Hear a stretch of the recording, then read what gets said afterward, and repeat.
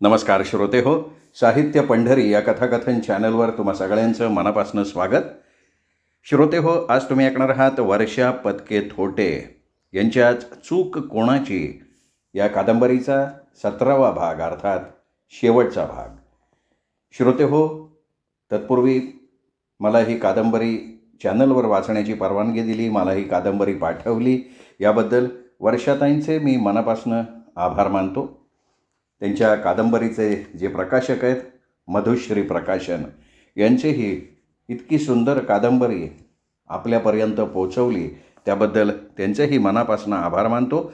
आणि श्रोते हो, तुम्हाला विनंती करतो की तुम्ही अजूनपर्यंत जर चॅनल सबस्क्राईब केलेलं नसेल, तुमच्याकडनं चॅनल सबस्क्राईब करायचं चुकून राहून गेलं असेल तर प्लीज चॅनल सबस्क्राईब करा. चला श्रोते हो, ऐकूयात चूक कोणाची भाग शेवटचा. एकदाचे रात्रीच्या गाडीनं बानाई आणि सूरज बंगलोरला जायला निघाले. नेहमीप्रमाणे रेल्वे स्टेशनवर अनिल आईला घ्यायला येणार होता. तसा तर इतक्या वर्षात अनिलच्या घराचा रस्ता बानाईला पाठ झाला होता, पण अनिलच नको म्हणत होता. नवख्या शहरात एका म्हाताऱ्या बाई माणसानं कुठं भटकावं, त्यापेक्षा नको, मीच आईला घ्यायला जातो, असं तो संगीताला म्हणत असे. अनिलला बाबांनी फक्त एकदा म्हटलं होतं, तू मला मुलासारखा आहेस, आणि त्याच धाग्याची नाळ अनिलने आणि संगीताने आईला पदोपदी मदत करून सांभाळली होती. श्यामला नसतानाही भावाचं नातं अनिलने आपल्या परीने व्यवस्थित सांभाळलं असं बानाईला सारखं जाणवत होतं. पण अनिलला नेहमी वाटायचं की मी त्या दिवशी श्यामलाकडे थांबून किशोरची कानउघडणी केली असती तर श्यामलाचा जीव वाचला असता. माझी चूक झाली, मी त्यावेळी तिथे थांबायला हवं होतं. आणि ही सल अनिलच्या मनातली मरेपर्यंत काही मिटणार नव्हती. तो स्वतःलाच अपराधी समजत होता. बानाईने पण त्याला बऱ्याचदा समजावलं, पण तो तेवढ्यापुरतं हो म्हणायचा आणि पुन्हा हा विषय नको असं सांगायचा. किशोरला शिक्षा झाल्यावर कुठेतरी त्याच्या मनातली सल थोडी ढिली पडणार होती, म्हणून तो बानाईला मुलासारखी सर्वतोपरी मदत करत असे. आज सूरजला आईसोबत पाहून अनिलच्या डोळ्यात पाणी आलं. सूरजकडे पाहून अनिलला श्यामलाचा चेहरा आठवला. श्यामला गेल्यानंतर सूरजला अनिल पहिल्यांदा पाहत होता. बानाईनी सूरजला अनिलची मामा म्हणून ओळख करून दिली. सूरज अनिलच्या पाया पडला. अनिलने त्याला एक घट्ट मिठी मारली आणि डोळे पुसत हसत हसत म्हणाला, काय भाचे बुवा, मोठे दिसताय, जणू माझ्या बहिणीवानीच. सूरजसाठी हे सगळं वातावरण, हे शहर, हा मामा, सगळंच नवखं होतं. आधी तो भेरभेरल्यासारखा पाहत होता, मग त्याचं त्यालाच जाणवलं की हे त्याचं गाव आहे. त्याच्या आईबाबाचा संसार या शहरात होता, त्याचं घर या शहरात होतं. त्याच्या मनात नकळतपणे एक हळूवार विचार चमकला, आईची इथल्या घराशी काहीतरी स्पंदनं जुळली असतीलच ना. बाबाची नोकरीही या शहरात होती. हे सगळे विचार मनातल्या मनात सूरज करत होता. तेवढ्यात अनिलने गाडीला किक मारली. गाडीच्या आवाजाने सूरज भानावर आला आणि सूरज माय अनिलच्या गाडीवर बसले घराकडे जायला. सूरजला पाहून संगीतालाही खूप आनंद झाला. तिचे डोळेच भरून आले. सूरजला पाहिल्यावर तिलाही श्यामला आठवली. आता अनिलची दोन्ही मुलंही मोठी झाली होती. ती तर सूरजपेक्षाही मोठीच होती. चहा नाश्ता झाल्यावर सूरज अनिलच्या मुलांना हळूच म्हणायला लागला, दादा, मला आमच्या त्या घरी घेऊन चाला ना, आणि मग तिथून बाबांचं ऑफिसही दाखवा ना. अनिलची मुलं मोठी होती, त्यांच्याकडे त्यांची बाईकही होती. पण ती मुलं म्हणाली, अरे बाबांना विचारल्याशिवाय तुला तिथे कसं न्यायचं हा प्रश्न आहे. बाबांनी जर नाही म्हटलं तर. पण तसे आता तिथे नवीन लोक राहायला आले असतील ना. ही सगळी कारणं सूरजला अनिलच्या मुलांनी सांगितली, पण तो ऐकायच्या मूडमध्ये नव्हता. म्हणून तो सरळ अनिलजवळ गेला आणि त्यालाच म्हटला, मामा, मला घेऊन चला ना आमच्या त्या घरी आणि बाबाच्या नोकरीच्या ठिकाणी. बानाईनी नाही म्हटलं, पण अनिल एका पायावर तयार झाला सूरजला घेऊन जायला. अजूनही ते क्वार्टर बंदच होतं, कारण श्यामलाच्या केसचा निकाल लागायचा होता आणि त्या क्वार्टरमध्ये खून झाला, म्हणून ते क्वार्टर घ्यायला कुणीही तयार नव्हतं. अनिलने मुख्यालयातून परमिशन काढून ते घर सूरजला दाखवलं, पण आता बराच काळ लोटल्यामुळे त्या घरात त्याला आईची स्पंदनं जाणवली नाहीत. बाहेर निघता निघता त्याला एका कोपऱ्यात एक छोटंसं तुळशी वृंदावन दिसलं. त्यात तुळस नव्हती. पण ते तुळशी वृंदावन आपल्या आईचं असावं का, हा प्रश्न सूरजला पडला. सूरज क्षणभर त्या तुळशी वृंदावनाजवळ थांबला. तेवढ्यात त्याच्या गालाला हलकीशी थंड हवेची झुळूक लागली. हे अनिल आणि सूरज दोघांनाही जाणवलं. सूरजनं म्हटलं, मामा, हे वृंदावन आपण सोबत न्यायचं का? कदाचित माझ्या आईचं असेल. अनिल म्हणाला, अरे हो गड्या, हे तर श्यामलाचंच वृंदावन दिसते खरं. सूरजने ते वृंदावन लगेच आपल्या सोबत घेतलं आणि अनिलने पोलीस मुख्यालयाकडे गाडी वळवली. अनिल आणि सूरज पोलीस मुख्यालयातून लवकरच घरी परतले, कारण तिथला स्टाफ सूरजकडे भिरभिर नजरेनं पाहत होता. किशोरचा मुलगा म्हणून त्यांच्या चेहऱ्यावर कणव दाटून आली होती. चाणक्य नजरेच्या सूरजने हे बरोबर निहाळलं होतं, म्हणून त्याने अनिलला म्हटलं, मामा चल लवकर घरी. अनिलही लगेच तयार झाला. दोघांनीही घरी येईपर्यंत सायंकाळ झाली होती. जेवणं आणि गप्पा गोष्टी करून सगळे झोपी गेले, पण सूरजला काही शांतपणे झोप लागली नाही. आज कोर्टात सूरजच्या जबानीवर सगळं ठरणार होतं. किशोरला कडक सजा होईल का तो सुटेल हे ठरणार होतं. संगीताने सकाळच्या न्याहारीसाठी भाजी पोळीच केली, कारण आजचा संपूर्ण दिवस कोर्टातच जाणार होता. सूरज जेवलाही जेमतेम. त्याचं कशात मनच लागत नव्हतं, पण कोर्टात तर जावंच लागणार होतं. अनिलचं कुटुंब, सूरज आणि बानाई सगळेच बरोबर सकाळच्या 10 वाजता कोर्टात पोचले, कारण कोर्टात 11 वाजता केस उभी राहणार होती. सगळेजण बाहेर पटांगणात उभे होते. श्यामलाचा वकील बरोबर 10:30 वाजता या लोकांजवळ पोचला. महत्त्वाचे मुद्दे सूरजला आणि बानाईला समजावून सांगितले. श्यामलाच्या घराजवळील म्हणजे वसाहतीतील 4-5 शेजाऱ्यांची पण साक्ष होणार होती, पण ते लोक अजून पोचायचे होते. अनिल त्यांचीच वाट पाहत होता. ते लोक बरोबर 11ला 5 मिनिटं असताना पोहोचले. तेवढ्यात बेड्या घातलेला किशोर या लोकांजवळून जाताना दिसला. बानाईने त्याला ओळखलं आणि किशोरनी सासूला. बाकीच्यांचं लक्ष नव्हतं. तेवढ्यात कोर्टात हजर होण्याचा पुकारा झाला. सगळी लोक कोर्टात खुर्च्यांवर जाऊन बसली. किशोरला कठड्यात पोलीस संरक्षणात उभं करण्यात आलं. किशोरचा सरकारी वकील, त्याचे आईबाबा, चुलत भाऊ बाल्या सगळे कोर्टात हजर होते. जज साहेब यायला थोडा वेळ होता. सूरज बसल्या बसल्या आपल्या बापाला निहाळत होता, तर कधी आजी आजोबाला निहाळत होता. बापाची पार राया गेली होती. चेहरा काळवंडला होता, डोळे खोल गेले होते. कोणाही परक्या व्यक्तीनं किशोरकडे पाहिलं असतं तर म्हटलं असतं, हा मनुष्य किती साधा आणि बिच्चारा आहे. सूरजला मनातून फार वाईटही वाटत होतं, पण काही इलाज नव्हता. कोर्टाचं कामकाज चालू झालं. दोन्ही वकिलांनी साक्षीदारांना प्रश्न प्रतिप्रश्न केले. किशोरच्या बाजूने कोणीच साक्षीदार नव्हतं. जे काही होतं ते फक्त श्यामलाच्या बाजूने. किशोरच्या बाजूने एक सरकारी वकील सोडला तर कोणीच नव्हतं. पण हा सरकारी वकील काही अशा तशा गुरूचा चेला नव्हता. प्रतिपक्षाच्या साक्षीदाराला असे काही प्रश्न विचारत होता की त्यांनाही नेमकं काय उत्तर द्यावं कळत नव्हतं. सगळ्यांची पेशी झाली. आता सूरजच्या नावाचा पुकारा होणार होता. आता थोड्याच वेळात सूरजची साक्ष होणार होती. बानाई सूरजकडे पाहत होती. सूरज निर्विकार चेहऱ्याने फक्त बापाकडे पाहत होता.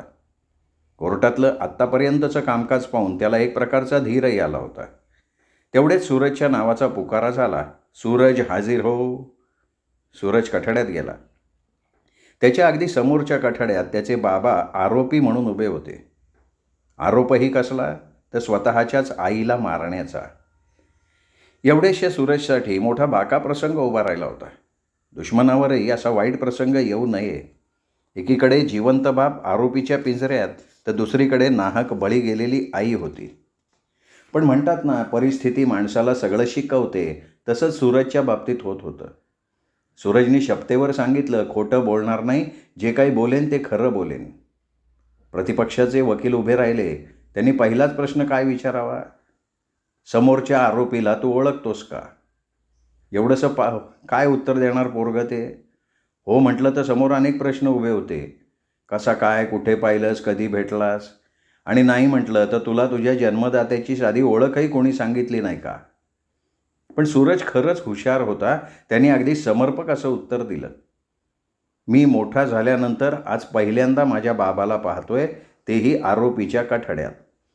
माझ्या मायच्या म्हणजे आजीच्या तोंडून फक्त एकदा मी माझ्या वडिलांचं नाव ऐकलं होतं, यापेक्षा दुसरी ओळख मला नाही. वकिलांनी दुसरा प्रश्न केला, तुला साधारण लहानपणीचं कधीपासूनचं आठवतं? आता आली का पंचाईत? आता काय सांगावं? सूरजने मनाशी ठरवलं, जे आणि जसं आहे तसं सांगावं. बालवाडीपासूनचं आठवतं, असं सूरजने उत्तर दिलं.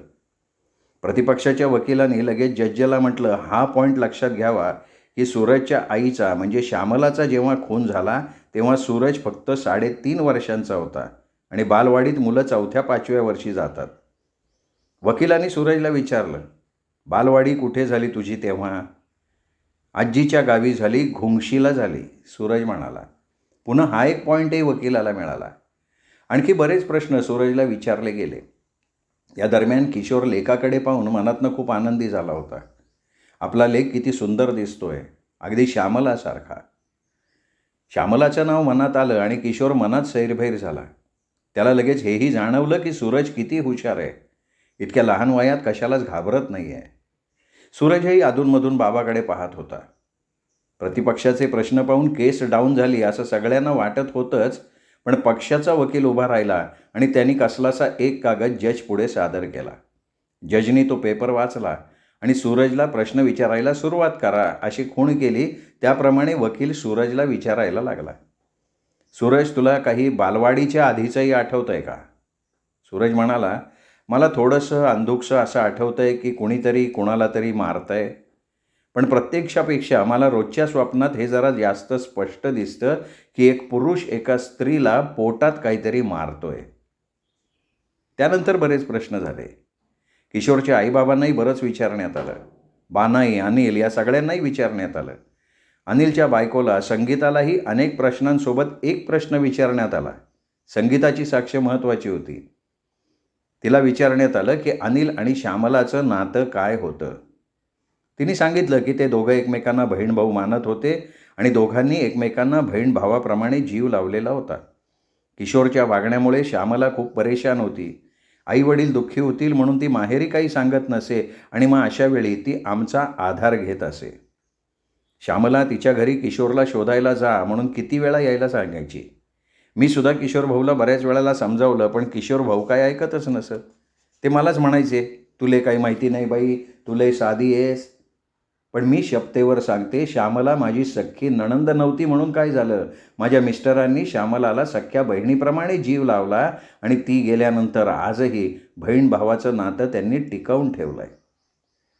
संगीता डोळ्यातलं पाणी आवर्त घेत कठड्यातून खाली उतरली. बाकी सगळ्यांची साक्ष आधी झाली होती. किशोरलाही आपली बाजू मांडायची संधी मिळाली. किशोरने आत्तापर्यंत आतमध्ये लपवून ठेवलेली मनातली दुखरी बाजू कोर्टापुढे मांडली. किशोरला श्यामलाच्या वकिलांनी विचारलं, तुम्ही आक्षेपार्ह स्थितीत कधी श्यामला आणि अनिलला पाहिलं होतं का? किशोर म्हणाला, नव्हतं पाहिलं.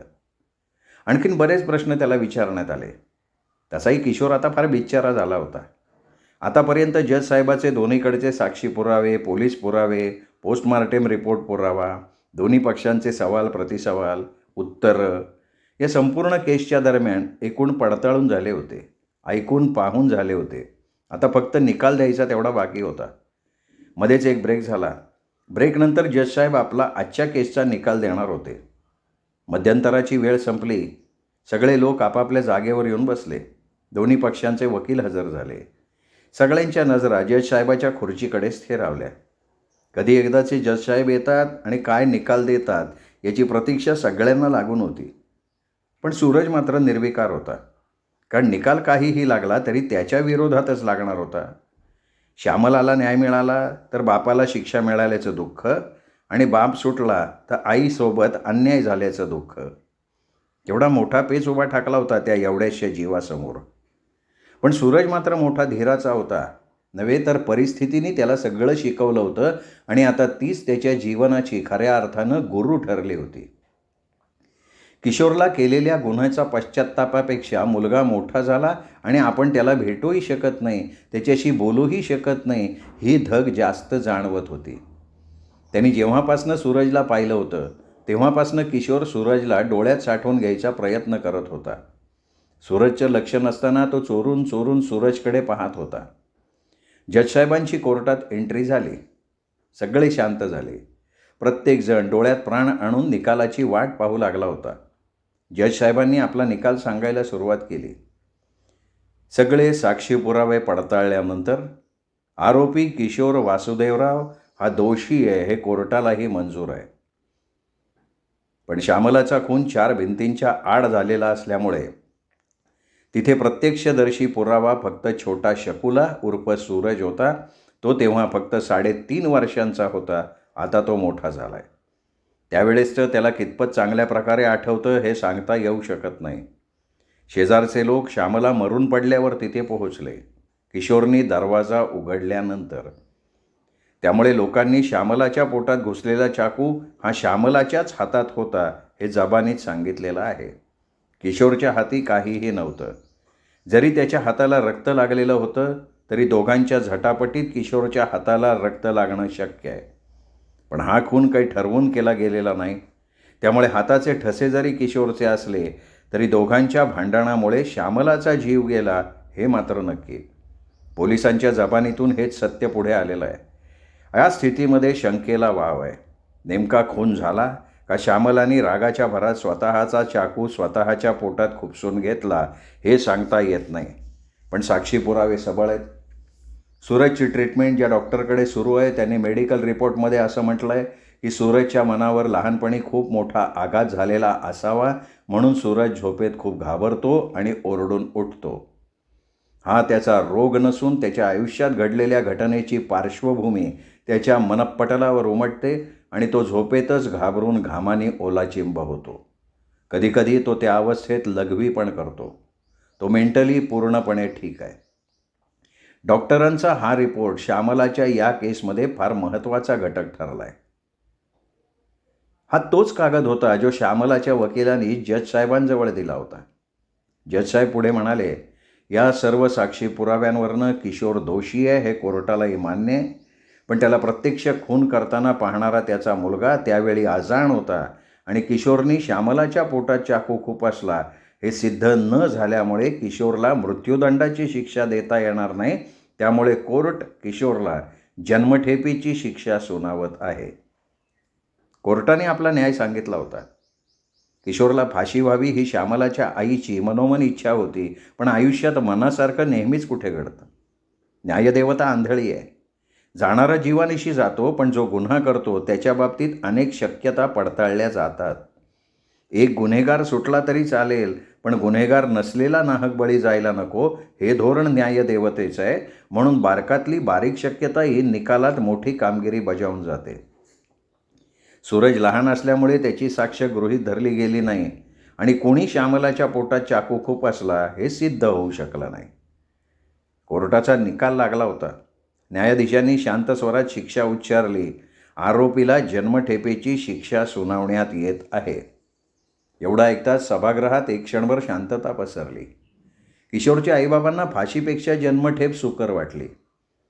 निदान आपला मुलगा जिवंत राहील हे एक समाधान त्या डोळ्यात होतं.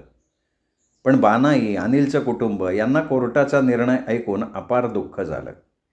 श्यामलाच्या आईची तडफड मनातल्या मनात होत होती. तिच्या डोळ्याला धारा लागल्या होत्या. त्या आवरणं तिला कठीण जायला लागलं होतं. अनिलनी आणि वकिलांनी बानाईला आपापल्या परीने समजावलं. संगीतानी बानाईला खूप धीर दिला, समजावलं. पण बानाई आई होती आणि कितीतरी वर्ष लेकीसाठी हा लढा ती देत होती या एकाच आशेवर की मी श्यामलाच्या खुन्याला शिक्षा मिळवून देईन. पण कोर्टाचा निर्णय ऐकून ती खूप हवालदिल झाली. सगळे समजवत होते, पण बानाई कितपत समजली तिचं तिलाच माहिती. सर्वात जास्त बोलकी नजर होती सूरजची. वडिलांना न्यायालयाने दोषी ठरवलं होतं, पण त्याच्या मनात अजूनही प्रश्नांची गर्दी होती. पण वारंवार मनात येणारा एक प्रश्न सूरजला स्वस्थ बसू देत नव्हता की खरंच दोष त्यांचाच होता का. सूरज पटकन बापाच्या समोर जाऊन उभा राहिला. डोळ्यातल्या अश्रूंना सावरत सूरज बापाला म्हणाला, का केलं तो असं? काय मिळालं तुम्हाला माझ्या आईला मारून? किशोर काय बोलणार होता? त्यांनी मूकपणे भरल्या डोळ्यांनी लेकाकडे बघितलं आणि खाली मान घालून हळूहळू पोलिसांच्या संरक्षणाखाली कोर्टाच्या पायऱ्या उतरत खाली जायला लागला. त्याचा चेहरा निर्विकार होता. कुठलाही आवेश, कुठलीही पश्चात्तापाची छाया नाही. जाता जाता शेवटी मागे परतून अखेरचा एक कटाक्ष किशोरनी सूरजकडे टाकला. त्या नजरेत कुठेतरी काळजात झोंबणारी एक वेदना दडलेली होती. न बोलणारी, न सांगणारी, पण गच्च धरून ठेवलेली. त्या एका क्षणात खूप काही घडून गेल्यासारखं वाटत होतं. किशोरचे आईबाबा, भाऊ बाल्या, सासू बानाई, मुलगा सूरज, मित्र अनिल कुटुंबासहित, कोर्टात हजर असलेली वस्तीतली बाकीचे लोक आणि माध्यमांचे प्रतिनिधी सगळ्यांच्याही मनात एकच प्रश्न घोंगावत होता की चूक नेमकी कोणाची? किशोर खरंच गुन्हेगार होता का? का त्याला परिस्थितीने तसं वागायला भाग पाडलं होतं? काहींच्या मनात आलं असेल चूक त्याचीच आहे. माणूस कितीही अडचणीत असला तरी गुन्हा करणं योग्य ठरत नाही. पण काहींच्या मनात आलं असेल त्यालाही जर समजावून घेतलं असतं तर आज ही वेळ ओढवली असती. पोलीस त्याला घेऊन जात होते एका काळ्या गाडीत बंद करून. गाडी सुरू झाली, हळूहळू नजरेआड होत गेली, पण त्या गाडीमागे उरले अनेक प्रश्न, कडवट, दुःखद, न सुटणारे. कमी वयात परिस्थितीमुळे समजदार आणि मोठा झालेल्या सूरजच्या डोळ्यात काही न बोलता पोलिसांच्या मागे गेलेल्या वडिलांची प्रतिमा स्पष्ट साठवली होती आणि त्याला एकाच प्रश्नानं घेरलं होतं, कोण चुकलं? शेवटी न्यायालयाच्या वातावरणात सुद्धा चूक कोणाची हा प्रश्न उरला होता. खून करणाऱ्याची, समाजाची की विवाह संस्थेची? उत्तर कोणाकडेच नव्हतं. शब्द संपले होते, पण एक मुख्य प्रश्न मागे उरला होता, चूक कोणाची? श्रोते हो, तुम्ही ऐकत होतात वर्षा पत्के थोटे यांची कादंबरी चूक कोणाची. ही कादंबरी माझी खात्री आहे तुम्हाला आवडली असेल. या कादंबरीचा प्रत्येक व्हिडिओ लाईक करा, हाईप करा, आपल्या कथाप्रेमी मित्रपरिवारात, नातेवाईकात शेअर करा. आणि परत एकदा विनंती करतो, चॅनल सबस्क्राईब करायचं राहून गेलं असेल तर आत्ता वरती जो साहित्य पंढरीचा लोगो दिसतोय या लोगोला क्लिक करा आणि चॅनल सबस्क्राईब करा. भेटूया श्रोते हो अशाच वेगवेगळ्या लेखकांच्या उत्तमोत्तम कथा कादंबरी ऐकत राहण्यासाठी साहित्य पंढरी या कथाकथन चॅनलवर. नमस्कार.